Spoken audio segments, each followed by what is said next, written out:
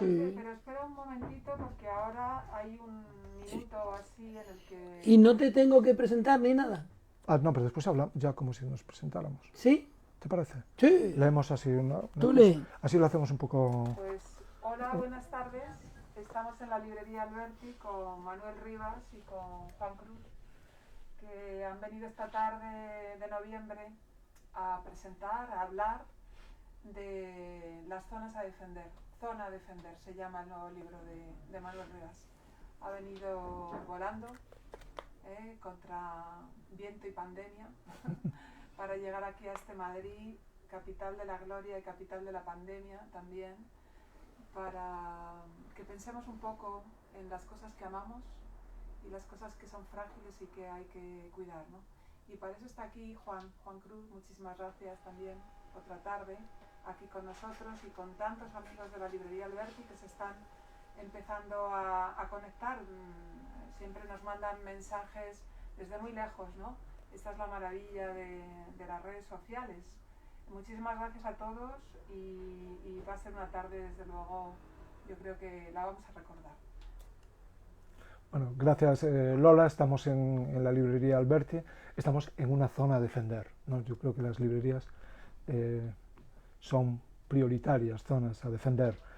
Solo unos aforismos. Todo pasa hace nada. Es una parte del libro que se titula La isla inventada. Todo pasa hace nada. Declaró con optimismo fúnebre. Y esto solo es la tumba del iceberg. Siempre me dicen en América, hay que decir iceberg. Era muy vanguardista, se dedicaba a plagiar el futuro. Notas sobre la ironía como zona a defender. Una, en la consulta, considerando el escaso incremento de peso en un bebé, el pediatra pregunta, ¿y el niño mama bien? La madre desbarata en un santiamén la sospecha que contiene el interrogante, como una persona mayor. Segundo, testimonio de Manuel María, poeta y procurador de los tribunales. Durante el juicio por una agresión, el juez pregunta a una de las denunciantes, ¿y el golpe lo recibió en plena reyerta? No, señor, fue un poco más abajo. 3. Cuando intuyó el final, un campesino gallego quiso dictar las últimas voluntades. Anote, le dijo al notario, 1/3 para Francisco, 1/3 para María, 1/3 para Pedro, 1/3 para Elisa, 1/3 para Carmen, 1/3 para Ernesto. Pero no serán muchos tercios, le interrumpió el notario. No sabe usted lo grande que es la tierra. Y cuarto, la santa ironía popular cuando define el hambre, comer aleluyas. Gracias, Manuel. Gracias a ti. Y gracias por permitir que yo sea el prologuista o el prolongador de este acto, ¿no? Porque hay en este libro como el acta notarial de una rabia que llevas almacenando y de la que llevas escribiendo muchos años, como si hubieras nacido ya con ella. Lo que pasa es que el tiempo te ha dado también la música de la elipsis y ahora eres capaz de contener la rabia dentro de un frasco de ironía, como un frasco de sal de las Islas Cíes o también de un trozo de tierra de Vimianzo o de Urroa o de Monte Alto, De Monte Alto. que ahí fue donde naciste, ¿no? Sí, y donde está el cementerio más sano del mundo. El cementerio marino. Y donde está la Torre de Hércules. Exacto. Y entonces, la cárcel. lo que me pregunto es, ¿cómo nunca has podido abandonar ni en la prosa, ni en la crónica, ni siquiera en la información, que tú has sido periodista, esa rabia y también esa capacidad de elipsis que es la poesía? ¿Cómo no has sido vencido por el temporal de las noticias? Bueno, creo que ese punto de rabia, yo hablaría de rebeldía, quizá, ¿no? Sí. Ese punto Pero de rebeldía en Canarias dice rabia. Ay, sí, qué bien. No, está bien. y esa rabia o rebeldía creo que tiene que ver está bastante conectada con la creatividad, ¿no? De hecho, a mí me parece que cuando surge algo, cuando hay una excitación creativa, es porque en el fondo también hay la necesidad de ver algo que no está bien visto, la necesidad de decir algo que no se ha dicho y de explorar también en lo desconocido, ¿no? Y creo que sí, que bueno, un poco en el punto cero donde nací, digamos, y ese punto cero sí que es, yo creo que fundamental en todas las personas, ¿no? Alguien como Rafael Sánchez Ferlosio, que en un discurso en el que criticaba los nacionalismos, ¿no? Un discurso duro sobre los nacionalismos, en cambio reivindicaba el punto cero, decía, lo que no nos podemos borrar es el punto cero, ¿no? Ese punto cero que en la cartografía, por ejemplo, es de donde se trazan los meridianos y las coordenadas, ¿no? Y se dice que es un lugar inventado, pero al final se convierte en un lugar real. Ese punto cero está donde el meridiano Greenwich se une con el Ecuador, hacia la altura de Guinea. Y es curioso con todo esto porque ahora han puesto allí lo que llaman una isla inexistente, la New Island, una isla inexistente donde están los cacharros de estos aparatos, de estas plataformas de geolocalización, y allí van a parar las búsquedas perdidas. Es decir, cuando estamos buscando por ahí qué lugar, cómo ir a tal sitio, y finalmente no funciona, van a parar todas las búsquedas allí. Bueno, creo que en ese punto cero, donde empezó mi cartografía, había a la vez una suma de rebeldía y de ironía, ¿no? Fue los mejores regalos que me hicieron.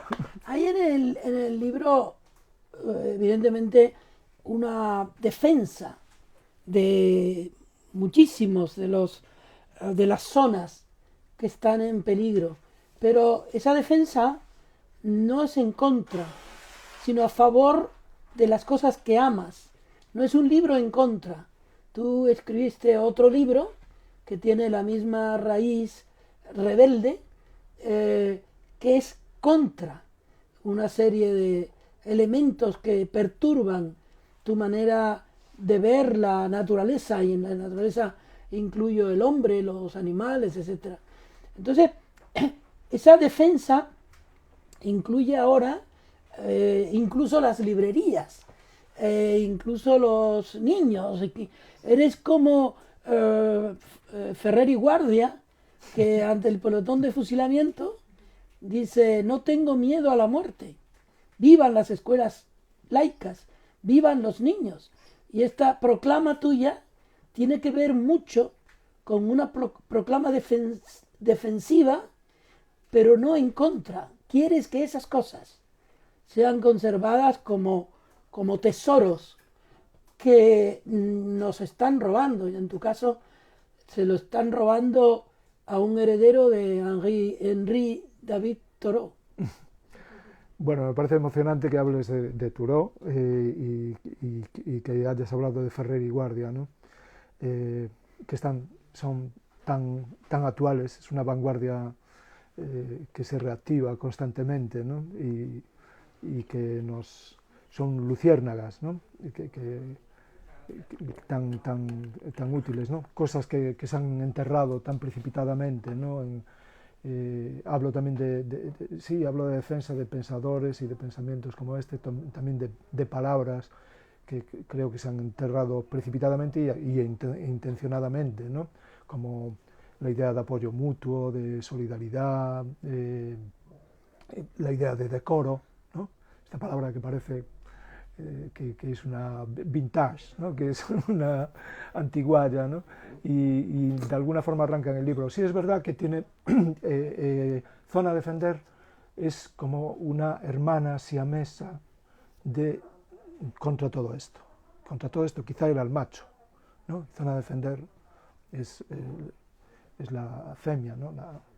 Y contra todo esto no es que no es que me llevara arrastrado por una excitación destructiva, pero sí por un sentimiento, el núcleo era el sentimiento de vergüenza ante la injusticia. Entonces la vergüenza creo que es en sí una revolución y que te permite una toma de conciencia. Y es algo que podemos compartir gentes de ideologías distintas, de lugares distintos, de tradiciones distintas, el compartir el sentimiento de vergüenza, ¿no?, ante una injusticia. Y creo que también en Zona a Defender, estas zonas a defender,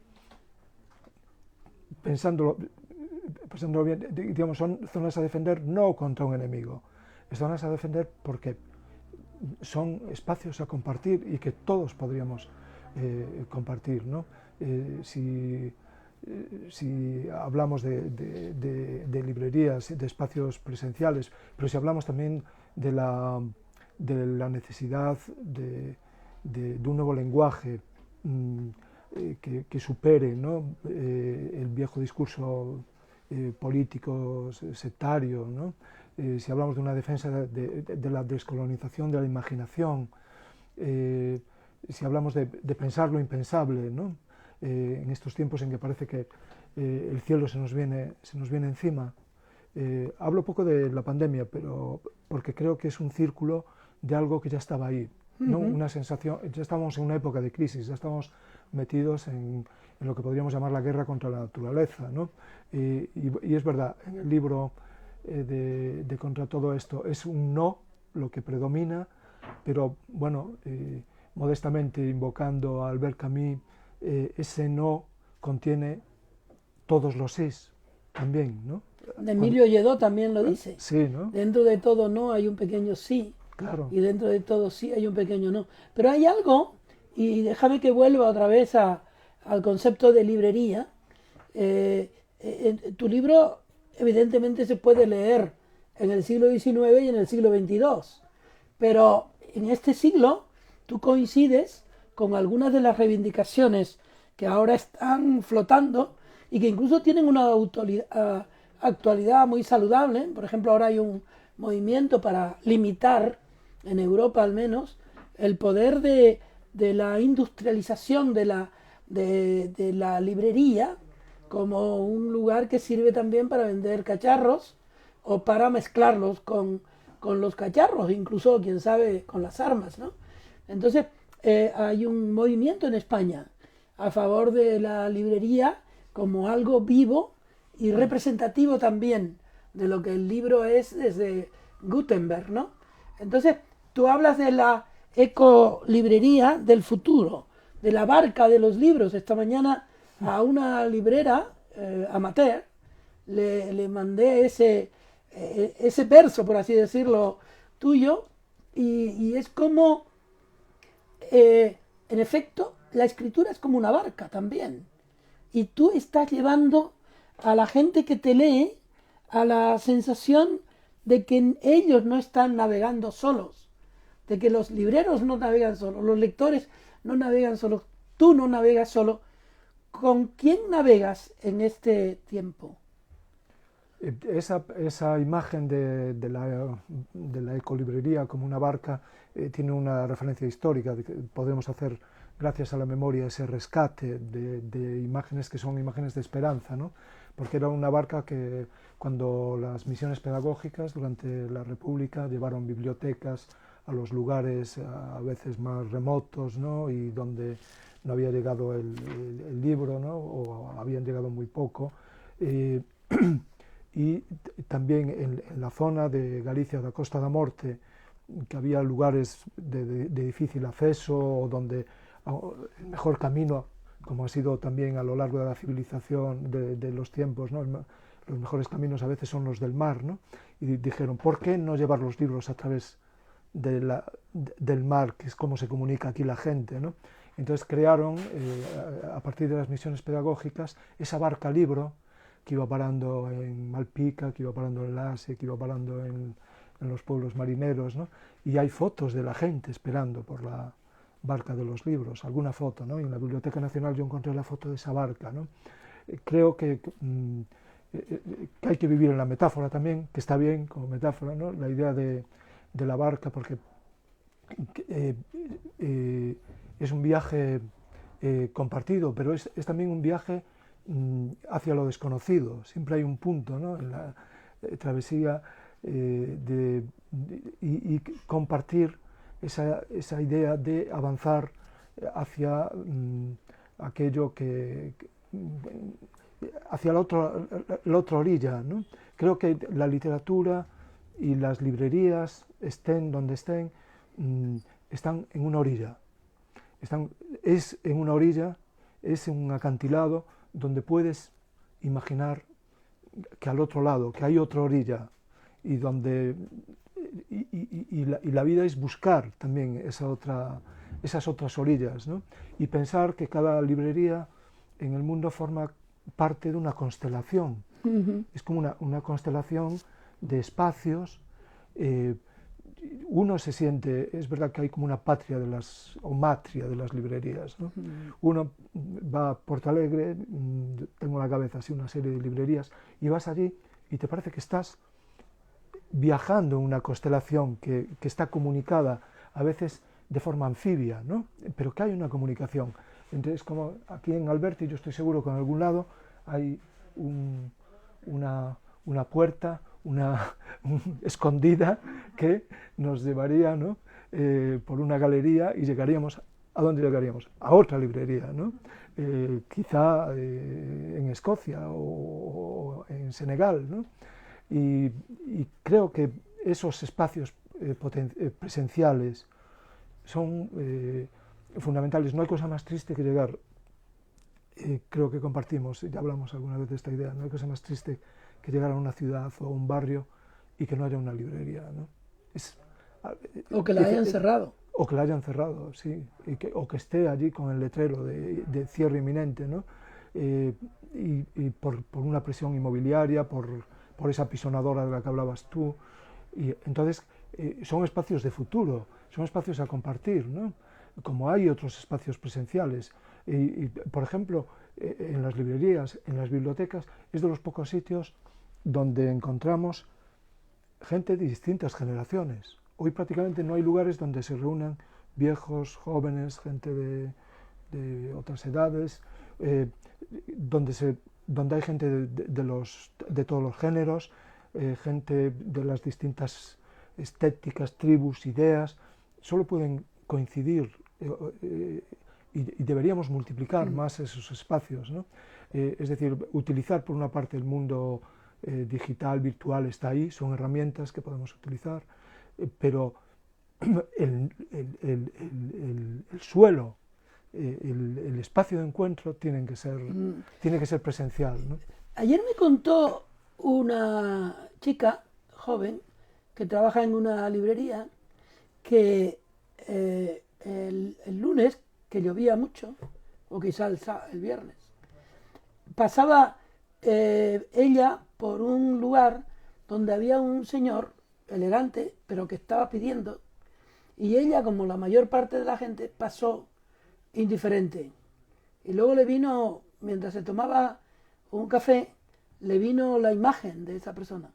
Y entonces ella llevaba libros con ella.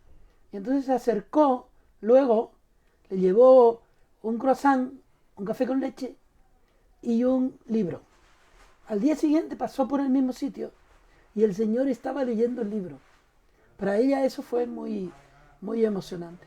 Tú hablas de muchas cosas que tienen que ver con la realidad de siglos, la decencia, la información, la bondad, etc. Y lo aplicas a hechos concretos de ahora. Tú hablas, por ejemplo, de la decencia ahora. Una sociedad decente, dices, sería una revolución. Pero sí, también hablas de la mentira, que es más vieja que el Evangelio. Entonces, también te refieres a la mentira como esto que hacemos los periodistas y que además lo hacemos impunemente, o lo que lo hacen también los políticos sobre el caballo de Internet. Uh-huh. Digamos que estamos en el epicentro de otra pandemia, sí, que es la pandemia de lo tolerable. Uh-huh. ¿Qué más da, no? Lo tolerable es qué más da. no hay una defensa radical de la decencia. Tampoco donde tendría que haberla. Creo que es una utopía razonable, ¿no? Hablar y además utilizar este tipo de palabras que, como comentábamos antes, a veces están enterradas o se dan por démodé, ¿no? Como la palabra compromiso. Hay una serie de palabras que a alguna gente le causan urticaria, ¿no? Y yo creo que es interesante devolverles, hacer ese trabajo ecológico de devolverles ese sentido. Una de ellas es esa hay la expresión de George Orwell cuando habla de una sociedad, de una utopía razonable, una utopía posible, y habla de una común decencia, ¿no? De una decencia común. Creo que en estos momentos viene muy a propósito, ¿no? Porque estamos viviendo, yo creo, un tiempo en que, igual que no hubo una ruptura política y hubo una especie de transacción y de acuerdo que más o menos funcionó, de relación de confianza, pero bueno, que todavía dejó sombras ahí, ¿no? Y dejó, digamos, sus averías, ¿no? Sus averías. Pero claro, lo que está ocurriendo ahora es yo creo que es imperiosa la necesidad de una ruptura con la corrupción, porque es evidente que vamos a la historia y te dirán, no, es que corrupción lo hubo siempre, ¿no? Que es una forma también de acallar la rebeldía, pero como diría el otro, es decir, pero esto es corrupción de más, ¿no? Esto es corrupción de más, ¿no? Como cuando hay una historia de un voluntario portugués de los viriatos que vinieron a apoyar a Franco y el hombre volvió a Lisboa a los 3 meses o así, porque había pasado por Badajoz, había tal, y vuelve y le dijeron, pero Vieira, pero que era Tonino, pero Tonino, ¿qué pasó? ¿Por qué has vuelto así de repente? Y dijo él, es que eran fascistas de más. En exceso. Fascistas de más, en exceso, ¿no? Y entonces yo creo que esto es corrupción de más, ¿no? Quiero decir que es evidente que cada vez se pone, por lo menos deberíamos hablar y pensar más en un pensamiento republicano, ¿no? Y en esa sociedad de común decencia, ¿no? No me parece que sean, digamos... pedir demasiado. Sí, pedir demasiado, ideas disparatadas, ¿no? Al contrario, yo creo que son... No, lo que hay en el libro, Manuel, y esto a lo mejor no te gusta, es mucha sensatez. Bueno. Y la sensatez de pedir de más, de ser... de ser un niño que ya ha pasado por todas las experiencias y puede permitirse el lujo de pedir como los niños otra vez. Sí, bueno, y pedir de más, creo que está bien esta idea porque conecta con una de las historias de la que se habla, ¿no? Y es frente a en esta situación en la que estamos, en que yo creo que necesitamos pensar lo que es prescindible e imprescindible, ¿no? Y las cosas que tienen precio, yo creo que hay una idea fundamental, ¿no? Kantiana, de que las cosas tienen precio, pero las personas tienen dignidad. Digamos, estas vigas que deberían apuntalar nuestra sociedad, ¿no? Porque en vez de la idea de tomar los cielos, ¿no? Que utilizó el marxismo en un momento determinado, yo creo que me parece que es replantear esa utopía como hay que sostener el cielo. Sí, nombras a alguien que tiene o que te inspira una metáfora parecida, pero déjame que te hable de algo que es cardinal en el libro y que lo citas solo una vez, que es el desprecio a los otros. El desprecio a los otros seres humanos, que tiene en este tiempo una metáfora verbal terrible, que es cuando se dijo que se mueran los que tengan que morirse. Ese es el pensamiento, dices tú, es el núcleo de la injusticia. Pero eso se ve en las salas de espera de los hospitales y de los sanatorios, como que hay una selección previa que ya está en marcha y que condena a aquellos que no tienen por qué estar vivos. Lo que ha dicho Bolsonaro, ahora que tú también lo nombras, Bolsonaro, de los maricas brasileños, ¿no? Sí, vivimos, hay evidentemente el pensamiento reaccionario y más en este país hemos tenido, ¿no? Por desgracia, una triste historia, ¿no? Pero lo que está pasando con el pensamiento reaccionario, y ahí está el trumpismo, o el trumpismo, como lo queramos llamar, ¿no? Pero que tiene tantos imitadores, ¿no? Y tantos fanáticos en otras partes. Lo terrible, digamos, de esa nueva oleada reaccionaria es que se ha instalado o intentan que se instale la idea de que los que viven bien o los que han alcanzado un estatus o los que están en una situación de poder en la sociedad es porque o porque están predestinados o porque por raza, por lo que sea, por historia, por herencia o porque se lo merecen, ¿no? En cambio, la gente vulnerable, la gente que sufre, la gente que tiene que luchar día a día, ¿no? Es contra ese círculo vicioso, esa gente es culpable de estar como está, ¿no?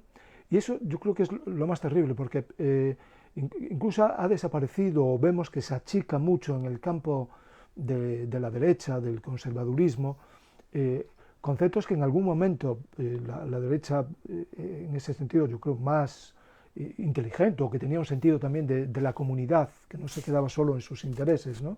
Y que hoy parece que representa únicamente, yo que sé, gente como Angela Merkel, ¿no? Que parece, a algunos ya le parece Rosa Luxemburgo, ¿no? Angela Merkel, porque defiende la idea de compasión, ¿no? Perdona, te hago un pequeño inciso, solo para darle más actualidad a este diálogo. Hoy, ayer, una portavoz del Partido Popular consideró comunista algunas de las propuestas que hay para cambiar los presupuestos de Montoro a unos presupuestos nuevos, con consecuencia de que hay también un país gobernado por distintos, y que incluye cláusulas de acuerdo que son idénticas a las logradas en Alemania.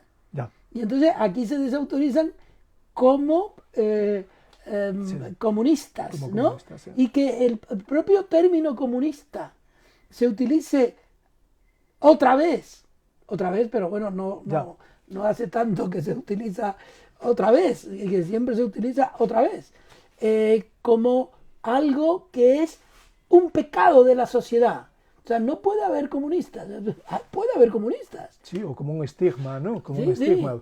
Sí. Podemos hacer una crítica y quizás la podemos hacer con más razón desde el dolor, ¿no? Del fracaso de experiencias. Pero la idea en sí de comunista, si la vinculamos a compartir, si la vinculamos a lo comunitario, ¿no? Precisamente una de las... yo creo que el dilema que vivimos actual, que expresó en su tiempo Martin Luther King, ¿no? Es, miren, el dilema es, la opción es o comunidad o caos, ¿no? Y esa especie de segregación, de activismo hacia la ignorancia, porque cuando se habla, por ejemplo, se utiliza mucho en estos tiempos también de una forma, para mí, como una sustracción, como un robo, la palabra libertad, ¿no? Decía, antes hablamos de Orwell, decía Orwell, cuidado, porque el próximo fascismo puede venir enarbolando la palabra libertad, ¿no? Envolviéndose. Ya está aquí. Ya está aquí, claro. Y la palabra libertad, bueno, los ingleses tienen liberty y freedom, ¿no? Para diferenciar bien. Liberty es un poco hacer lo que a ti te interesa, libertad para imponer la ignorancia, libertad para imponer la esclavitud, ¿no? Porque los dueños de esclavos decían que ejercían su libertad, ¿no? y le quitaban la libertad a los demás, pero ellos ejercían su libertad. Frente a este falseamiento, a mí me parece fundamental la literatura. Yo soy escritor, y creo que esto es literatura, estoy escribiendo, estoy trabajando con las palabras, y es fundamental, digamos, el no mirar hacia otro lado, ¿no? La indiferencia. Yo veo mucha gente, eso que en otros tiempos se llamó intelectuales, que parece que no huelen a la gente que está... No, Trump para mí huele a quien ha pisado mierda, decimos en gallego, merda de can, ¿no? Huele... Cuidado con talk show. No, dispensando el animal, ¿no? Dispensando siempre el animal. Pero digamos que el olor es fácilmente perceptible de lo que hay detrás de eso, ¿no? ¿Qué ha pasado? Tú hablabas también, eso hay que conectarlo, digamos, con esta especie de aceleración que va acompañada de una sociedad en lo que lo importante es el momento que llaman en francés éclat, ¿no? El resplandor. Del resplandor, del brillo, y entonces y es el cliclar, ¿no? Funcionar por clics, y surgen este tipo de lógica del éclat, de lógica del clic, que pueden ser demenciales, ¿no? Por eso es tan importante el periodismo, y bueno, hablabas de periodismo, y aquí yo creo que tenemos que tener una postura muy autocrítica. Yo hoy miraba, por ejemplo, los kioscos y veía las portadas del periodismo, digamos, tradicional, y a este libro, cariñosamente, alguien le llamó panfleto, y dije yo, pues me gusta la idea de un panfleto, un pasquín, algo que dices, que proclama, ¿no? Pero decía yo, hoy mirando el kiosco, decía, coño, panfletos estos. Y dice, se han vuelto panfletos gran parte de los periódicos, ¿no? Digamos, de cabeceras, ¿no? Pero además repitiendo lo mismo y repitiendo mentiras. Yo creo que hay que, esa fábrica, una cosa es la mentira, digamos, que es un recurso incluso literario, ¿no? Decía, un poeta brasileiro decía, bueno, el 90% de lo que escribo es verdad, el 10% mentiras, ¿no? Pero solo el 10%. Pero claro, cuando llegas a que el 90% es mentira y te queda la parte de verdad, que normalmente... Lo peor, perdona Manuel, perdona que como periodista espectador del oficio y también como actuante del oficio, el problema en el que no están cayendo los periodistas, o no estamos cayendo los periodistas, es que trabajamos con mercancía averiada. Es decir, la mercancía averiada es la información. Muchos periodistas que fungen de tertulianos o comentaristas comentan cosas que no son verdad, que ellos mismos no han confirmado.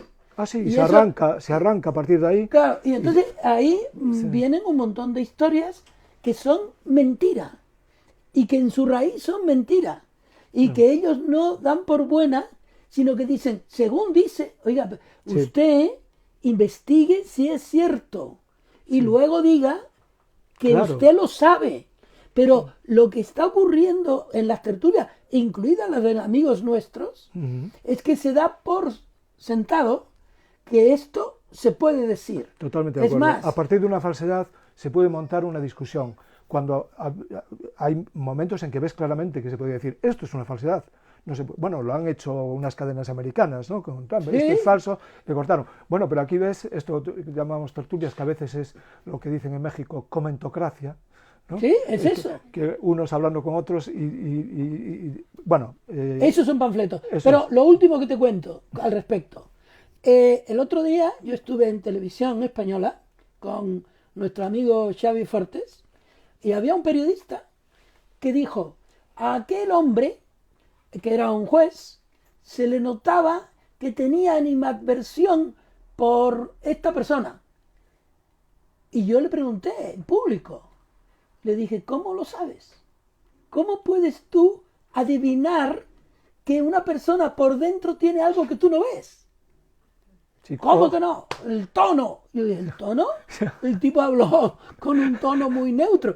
Entonces, yo sí creo que esa apelación tuya contra las fake news o en defensa del periodismo debiera labrarse en mármol en alguna de las escuelas de periodismo de donde salen las nuevas generaciones, porque el periodismo es la raíz, no sé si tú opinas igual, de la desinformación. Ya. Yo lo que sí, estoy de acuerdo con todo lo que has dicho, ¿no? Y además creo que es necesario un activismo del periodismo. Si estamos hablando de periodismo, ya es importante que estemos hablando del periodismo, porque lo que ha pasado, eso que antes, por ejemplo, tareas que se consideraban como de baja estofa, digamos, o baja calaña, ¿no? Que era, bueno, pero se hacían y todos sabemos que hay una parte en la historia del periodismo que es así, pero bueno, que había ciertos intereses, pues había que poner, hacer una especie de geografía de fulano y ponerlo bien, porque bueno, era un manager importante o un capitán de tal. Pero es que ahora casi se ha convertido en un eje de la información, que es eso que llaman campañas de reputación, ¿no? Sí, tú lo citas, que millonarios, no, bandidos que hacen campañas de reputación. De reputación, y claro, y a Bueno, mayor... ha habido gente condenada de la Comunidad de Madrid porque gastó dinero en reputación. En reputación, claro, y además a mayor reputación llegas a la conclusión de cuidado con la buena reputación, porque a mayor reputación, con estas fábricas de fabricación artificial de reputación, pues mayor ocultación, mayor corrupción, ¿no? Tú dices en el libro que Ronald Reagan decía que facts are stupid things. Sí. Los hechos son cosas estúpidas, ¿no? Sí. Que también lo ha dicho Trump, desde luego. Claro, bueno, se ha montado... ya era hora también digamos, yo creo que en gallego decimos perrencha, con esta perrencha, ¿no? Esta pataleta, ¿no? de este personaje, pues quizá gente que antes no veía el olor o no percibía el olor, quizá ahora percibe ese olor del que hablábamos antes, ¿no? Pero lo peor, yo creo que el personaje puede pasar, porque es así como funciona la maquinaria, pero lo peor es lo que puede quedar, ¿no? Lo que él expresaba de forma grosera, pero que vemos que está desgraciadamente bastante instalado, o que hay un trumpismo castizo, por ejemplo, ¿no? en España, que es muy, yo creo que es muy preocupante, ¿no? Y porque además hay mucha permisividad, digamos, intelectual. Sí, por parte de quienes tienen que... Siempre se pone el acento, siempre los malos siempre son los mismos, ¿no? Aunque cambien, aunque se moderen, aunque tal, siguen siendo, ¿no? El enemigo siempre es el mismo, ¿no? Parece que nos tenemos que remontar a la Edad Media y siempre encontramos el mismo enemigo atravesando, ¿no? Y ya está bien de montar, ¿no? Un país sobre la lógica del enemigo, ¿no? El enemigo es como el dinosaurio de Monterroso, está sí, ahí, ¿no? Y lo peor es cuando el enemigo es simplemente por haber venido de otro lado. De otro lado. Ya es un enemigo en potencia. Porque la fila es nuestra. Estamos en nuestra fila. Somos los de aquí. ¿Y qué hace este aquí? ¿De dónde ha salido? ¿No? Eso es terrible, ¿no? En el mundo de hoy, ¿no? Siempre lo ha sido, pero ¿qué es eso? Si este es un pobre. Pero que la fila es tuya, ¿de qué? ¿No? Bueno, sabemos Manuel, todos de lo que hablamos, ¿no? Déjame que hable un poco de tu libro. Aquí estamos para hablar de tu libro. Yo creo que estamos hablando. A mí me gusta más hablar así. Sí, en diagonal. Hablando. No, pero me refiero al libro como objeto. Tú dices que defiendes el libro de papel. Pero en cuanto a lo que hay dentro del libro, yo sí que quisiera destacar esa capacidad de síntesis con la que tú sigues escribiendo. Creo que desde siempre has tenido mucho cuidado de que la prosa y la poesía vayan juntas y no se interrumpan, ¿no? Entonces eso lo logras con un enorme poder de síntesis, como te decía, y también de elipsis, y eso lleva a la poesía, que te lleva en un momento determinado a una frase para hablar de lo amenazado, de la humanidad amenazada, con una expresión que tiene solo dos palabras, que es vidas secas. Cuando tú estás escribiendo, ¿te impones esas leyes o esas leyes ya forman parte de tu sangre poética? Bueno,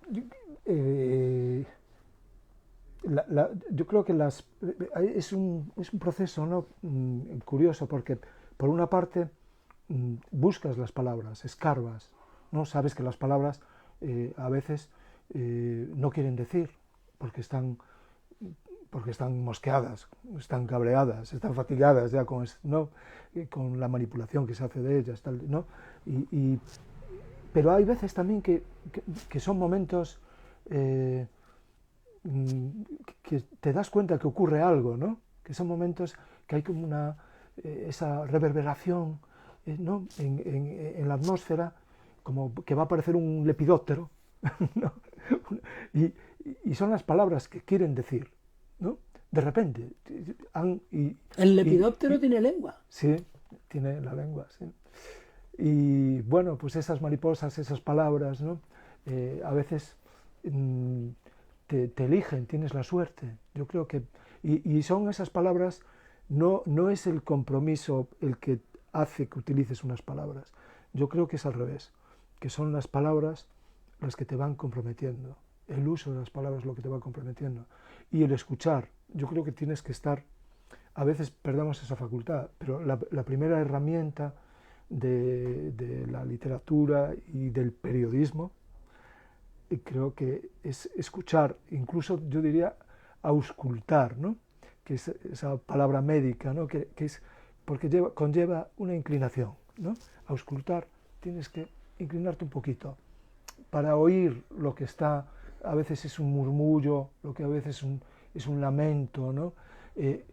Todos nos necesitamos, ¿no? Creo que sería interesante asumir esa idea. Ahora, ¿no? De que tú todos expones una necesitamos. exigencia al lenguaje.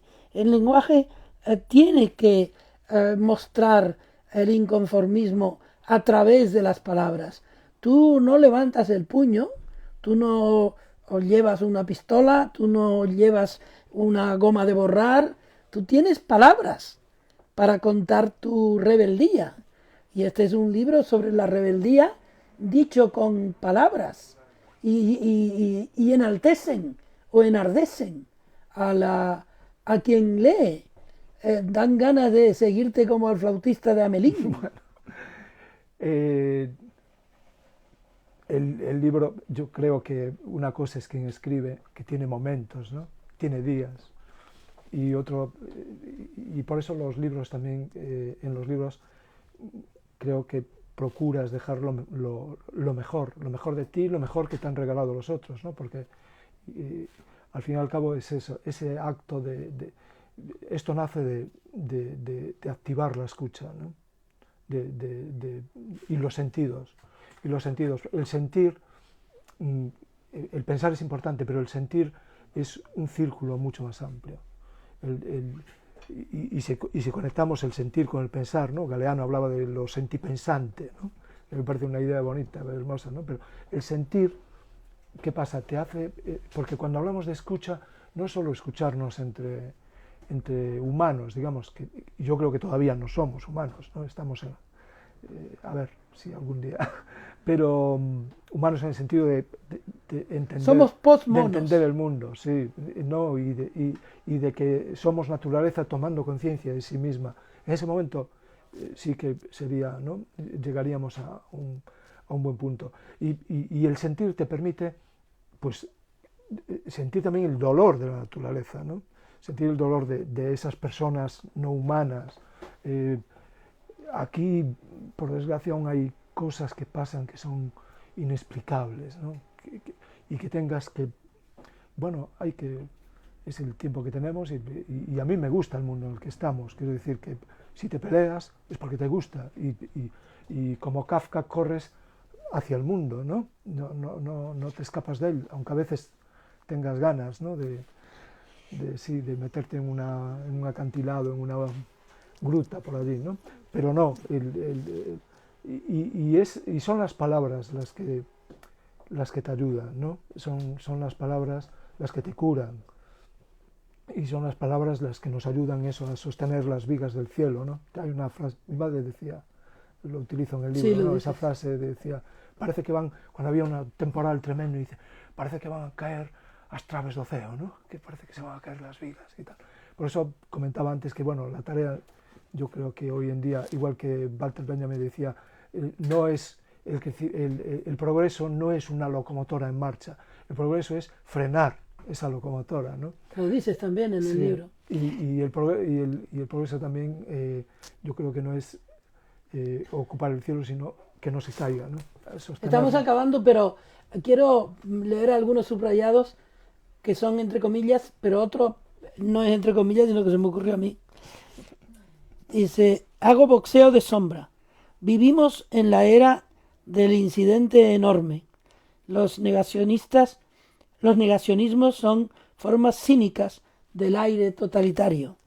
Defiendo la ecobiblioteca del futuro, la barca de los libros. Torga, lo universal es lo local sin paredes. Hablas también de la producción de mentiras, de lo preocupante de la selva. Es gente al estilo de Bolsonaro. Pero tienes un personaje en el libro con el que me gustaría terminar, porque es quizá la mirada más humana de las que describes, que es Toxio. Sí, sí, Toso fue uno de los mejores amigos que tuve, ¿no? Y Toso también era un labrador y era un tipo bastante melancólico, y a su manera le gustaba estar acompañado, pero también tenía momentos que le gustaba la soledad, le gustaba correr y echarse al mar, ¿no? Pero lo que recuerdo ahora de Toso en relación con escribir es que me ayudó mucho a escribir. Yo tenía momentos, tenemos momentos que nos caemos, ¿no? Yo creo que es importante incorporar a la educación el arte de caer, el arte de fracasar, ¿no? No el permanente culto al triunfo, a competir, ¿no?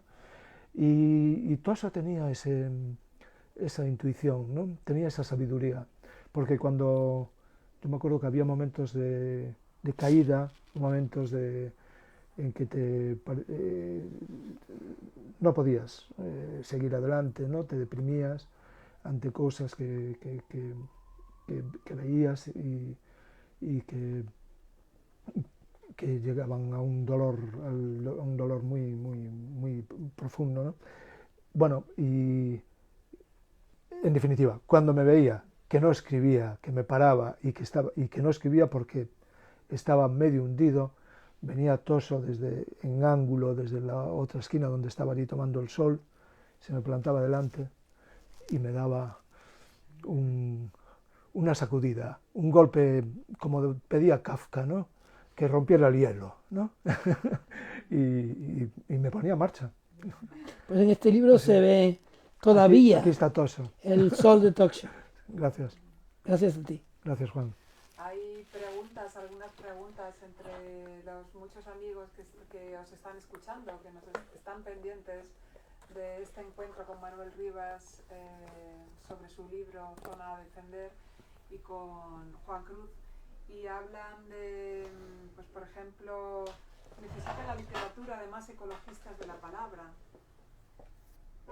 Si es un libro que va a despertar conciencias. Nos dice Pilar, ¿en quién piensas cuando estás escribiendo un libro como este? Cuando dijiste voy a publicar esto, que tiene mucho de cuaderno, ¿no? Tiene mucho de apuntes, tiene estos dibujos tan bonitos de Manuel Rivas, ¿no? Que están ahí, esa rosa de los vientos y el faro que hay también, y hay un montón de manualidades de Manuel, ¿no? Manualidades. ¿A quién miras, quién ves cuando escribes? ¿Piensas en alguien? ¿Quién te gustaría que estuviera ahí leyendo, sujetando el libro?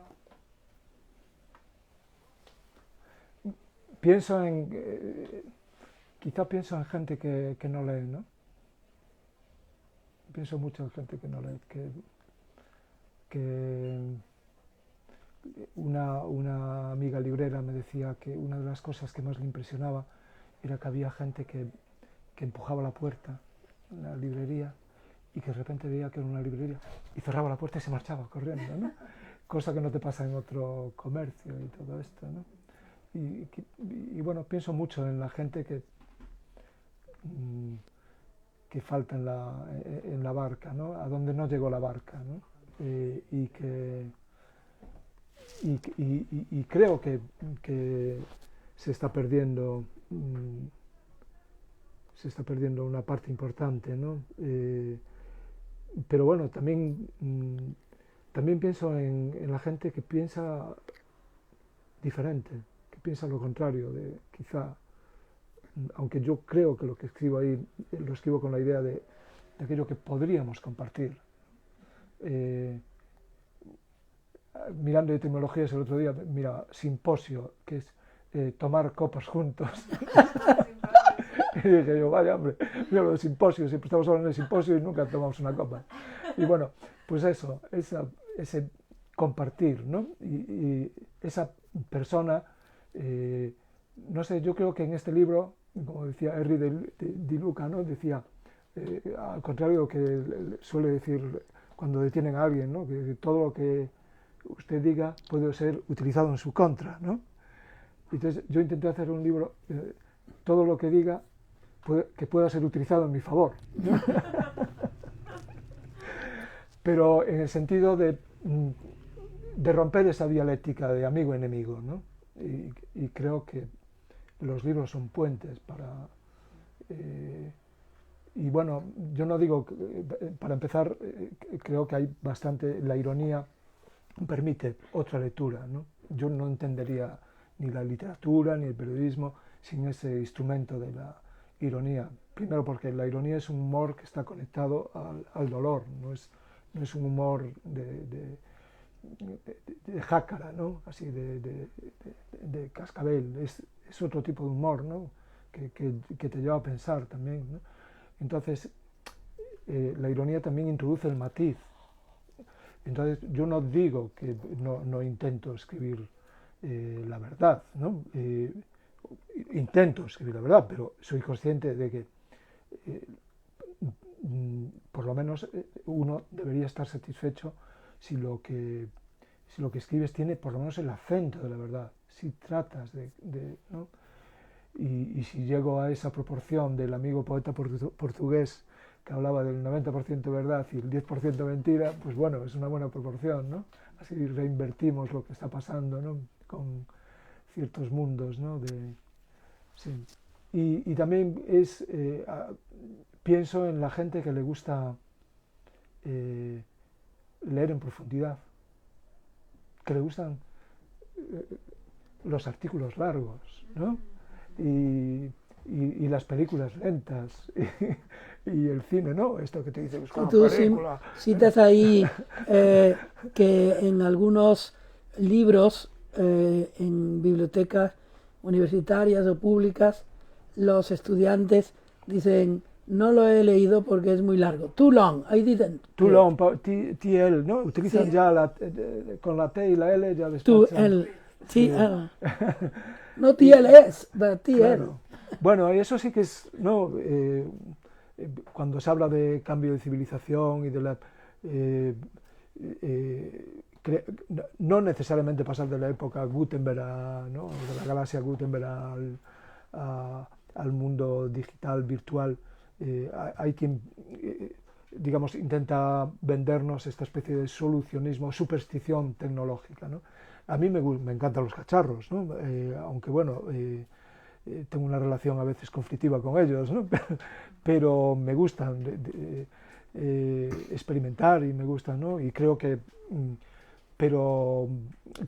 que se deben utilizar, ¿no?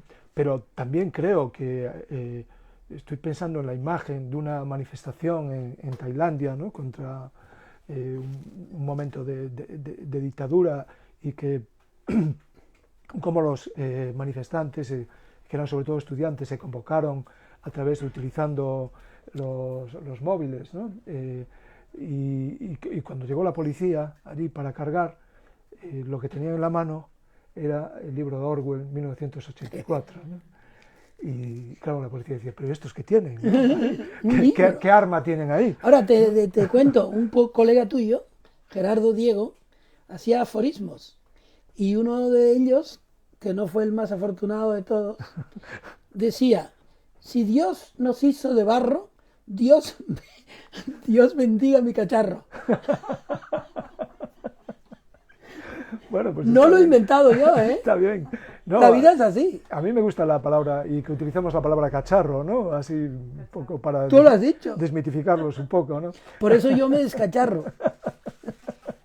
Hay que descacharrarse. Sí, yo creo que hay que seguir el consejo ahí de Darío Fo, ¿no? que inspiró en parte el libro también, cuando él, ante una situación como la que hablábamos antes de corrupción, digamos ya de más, ¿no? Decía, con una carcajada debería enterrar todo esto. Sí. Y entonces, a los 2 años, repensó el tema y dijo, creo que no nos hemos reído lo suficiente. Ahora es curioso que la palabra corruptela remita, por ejemplo, metafóricamente, a dónde empezó la Gürtel, que empezó por unos trajes. ¿Ya? Sí, señor. Tienes que publicar aforismos, Juan. Porque yo soy de fuera.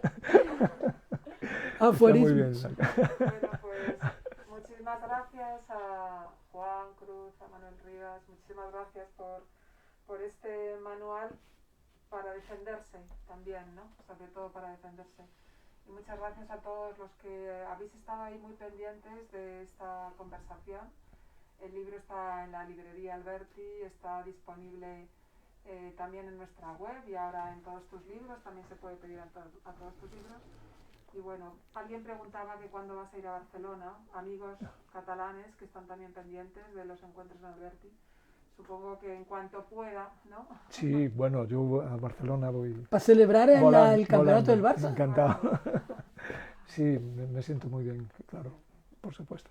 Y bueno, yo dar de nuevo las gracias a Lola, además por este acto y por todos, ¿no? los que hacéis, mantener esta zona de defensa, y también a Juan Cruz, que para mí, bueno, fue una persona, hablaba de Toso, pero Juan